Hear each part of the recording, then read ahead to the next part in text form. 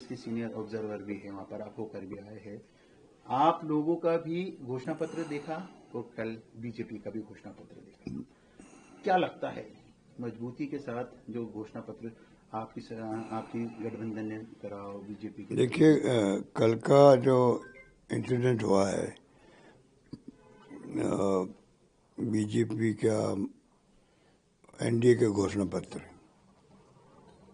उसमें से जैसे ही नीतीश कुमार जी 26 सेकंड मुड़ के चले गए, एक प्रकार से बाइकाट किया हो, क्योंकि उनको जब लग गया कि मुझे चुनाव के बाद में मुख्यमंत्री नहीं बनाएंगे तो मैं काहे के लिए कमिटमेंट दूं जनता को, मैनिफेस्टो पढ़ करके ये मैं वादे कर रहा हूँ आपसे। वो मेरा वक्त गया जब मैं खुद आगे आता था। अब तो ये स्थिति है कि जो ये लाए हैं मैनिफेस्टो, तो इनको पढ़ने दीजिए। तो बीजेपी के जो डिप्टी सीएम हैं उन्होंने मैनिफेस्टो पढ़ा बाद में फॉर्मेलिटी करने के लिए, और नीतीश कुमार चले गए। तो अमित शाह जी ने पहले इशारा किया ही था कि चुनाव के बाद तय करेंगे कौन चेहरा हो मुख्यमंत्री का। अभी तो हम उनके नेतृत्व में चुनाव लड़ रहे हैं। तो उससे अंदाजा लगा लीजिए कि ये हालात है एनडीए गवर्नमेंट में। तेजस्वी का ग्राफ बहुत तेज गति से बढ़ा है वहाँ पे, और नंबर 1 पर है सर्वे के अंदर भी वो, और नीतीश कुमार तो नंबर 3 पर है। मतलब दुगने से ज़्यादा तेजस्वी का वहाँ पर सर्वे के अंदर आंकड़ा है। तो आप समझ सकते हैं कि ये जो कल जो नाटक हुआ है उसको लेके पूरे मीडिया के अंदर लोगों ने मुझे कहा, मीडिया वालों ने कहा, हमने ज़िंदगी में सबसे छोटी प्रेस कॉन्फ्रेंस देखी आज। तो ये स्थिति बनी हुई है पूरे बिहार के अंदर। लोगों में इस बात को लेके चर्चा भी है कि भाई नीतीश कुमार की ऐसी बेइज्जती क्यों की आपने। इस चर्चा उनको बुलाते नहीं, वहाँ पर बुलाते नहीं तो कोई दिक्कत नहीं थी, बुला करके फिर आपने उनको रवाना कर दिया वहाँ से। तो ये तो बड़ी अजीब स्थिति बनी कल। बिहार चुनाव से पहले जन सुराज कार्यकर्ता जो मृत पाए गए मोकामा में, उसको लेकर एक सियासी विवाद वापस बिहार चुनाव से में गूंज रहा है। लगातार जो वहाँ की सरकार है उसके ऊपर आरोप लगाए मोकामा हत्याकांड, मोकामा में जो तनाव हुआ है। मोकामा क्या हुआ, तो मतलब पूरी इनकी पोल खुल गई कि लालू यादव की जंगली राज की बातें करते थे। वो लोग समझ गए कि आज क्या स्थिति है वहाँ पर। स्थिति बड़ी नाजुक है वहाँ, पता नहीं कौन क्या बोल रहा है। अमित शाह जी बोल के पहले तो चुनाव के बाद देखेंगे, अब बोल गए आप ये सम्राट चौधरी को जिताओ, एक बड़ा आदमी बनाएंगे। तो ये स्थिति, अलग अलग जो विचार आ रहे हैं वहाँ पे, उससे लोग पूरी तरह समझ गए कि एनडीए की सरकार चली है और 20 साल तक रहे हैं नीतीश कुमार जी मुख्यमंत्री। अब वो समझ गए कि चेहरा बदलने का वक्त आ गया है।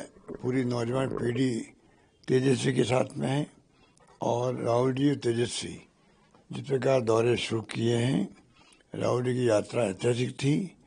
पूरे बिहार के लोगों ने जो रेस्पॉन्स दिया वो एक्स्ट्रा ऑर्डिनरी था। तो हम मान के चलते हैं कि इस बार सरकार माँ गठबंधन की बनेगी, ये मेरा मानना है। देखिए, जो आरोप लगा रहे हैं बीजेपी वाले कि हमारे उम्मीदवार पे कोई दाग नहीं है, दाग नहीं होगा मान लीजिए, वो तो क्यों नए उम्मीदवार बने होंगे, नहीं होंगे। पर भाया जो है प्रमोद जैन भाया, उसके जो परफॉर्मेंस है वहाँ पर लंबे समय से, जिस प्रकार उन्होंने विकास के काम करवाए हैं पूरे जिले के अंदर अपने क्षेत्र में, वो बेमिसाल है। नंबर 1। नंबर 2, जो सामाजिक सरोकार वो रखते हैं, हमने तो बाद में शुरू किया ये आपका फ्री मेडिसिन, फ्री जांचें और फ्री आपके ऑपरेशन। भाया और उनकी पत्नी जो है पहले से ही अस्पताल में, जो मरीज आते हैं जिले के, वो गरीब होते हैं, उन सब की सेवा करना, इलाज फ्री करवाना, दवाइयाँ फ्री देना, खाना फ्री देना, ये सब काम वो बरसों से करते आ रहे हैं। नंबर 1। नंबर 2, पशुओं को पालने का काम वो करते हैं, गौशालाओं को। इसलिए हमने उनको मंत्री बनाया, तो गौशाला का साथ रखा उनके साथ में। नंबर 3, 2-2 हज़ार लोगों की सामूहिक शादियाँ करवाते हैं गरीबों के लिए। और नंबर 4, अभी तो बेमिसाल काम किया है, पक्षियों का भी अस्पताल खोल दिया उन्होंने, पक्षियों का, पशुओं के साथ में। तो आप सोच सकते हो पक्षी जो उड़ते हैं उनके अस्पताल, वो घायल होते हैं, वो वहाँ ले आते लोग बाग उनको। तो मैं खुद देख के आया, मैंने उसका उद्घाटन किया था। तो ऐसे काम करने का जो मादा रखता हो उसको अंता की जनता कभी खोना नहीं चाहेगी। पिछले चुनाव में ऐसी स्थिति बन गई कि वो 5-6 हज़ार वोट हार गए होंगे, पर वो स्थिति अब नहीं है, अब चुनाव जीतेंगे वो। सर प्रधान की आरएसएस को बैन कर देना चाहिए। अब देखिए, ये जो प्रधानमंत्री जी को ये बातें बोलनी नहीं चाहिए। उस वक्त में हम तो थे नहीं, ना वो थे ना मैं था। ये इतिहास में कई बातें जो दर्ज है, ये दर्ज की जाती है, दर्ज करने के प्रयास किए जाते हैं, उसमें और सच्चाई क्या थी उसमें राजनीति का फर्क होता है। ये तो कहता है कि पंडित नेहरू में और सरदार वल्लभ भाई पटेल में मतभेद थे, जबकि कोई मतभेद नहीं थे। उस वक्त की जो पर्सनैलिटी थी, महापुरुष थे, वो इतना मादा रखते थे कि एक दूसरे के कई विचार नहीं मिलते थे, तब भी उनके मन मिलते थे। विचार मिलना जरूरी नहीं होता, आज भी मतभेद तो हो सकते हैं, पर मनों का भेद नहीं होना चाहिए। जो बात कहते हैं ना, वो उस जमाने के अंदर गांधी जी के साथ में जो भी लोग थे उनके दिल में रही, तभी तो देश आज़ाद हुआ है। अब ये मोदी जी को कौन समझा इन बातों को? वो जो नई पीढ़ी को गुमराह कैसे कर रहे हैं वो काम करते हैं। नई पीढ़ी को पता नहीं कभी वास्तव में क्या हुआ होगा।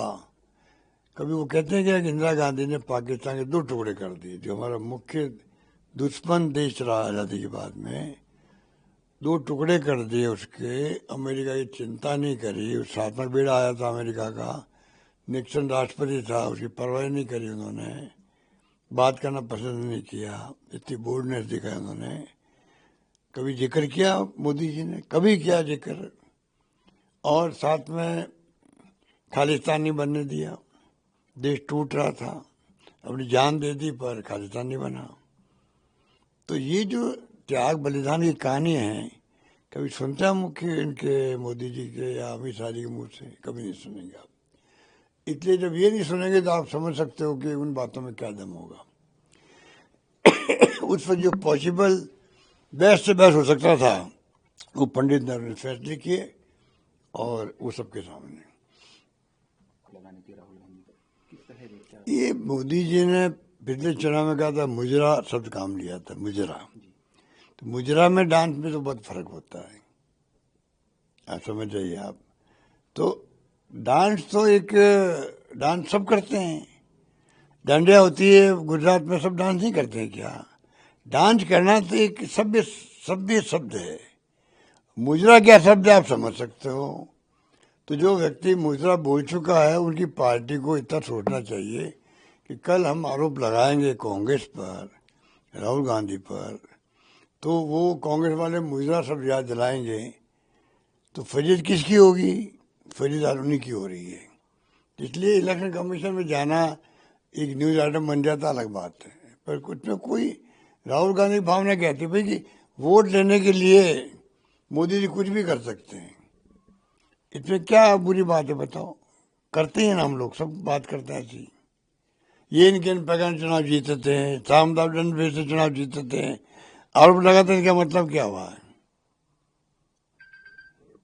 साम दाम दंड भेद में सब बात आ जाती है।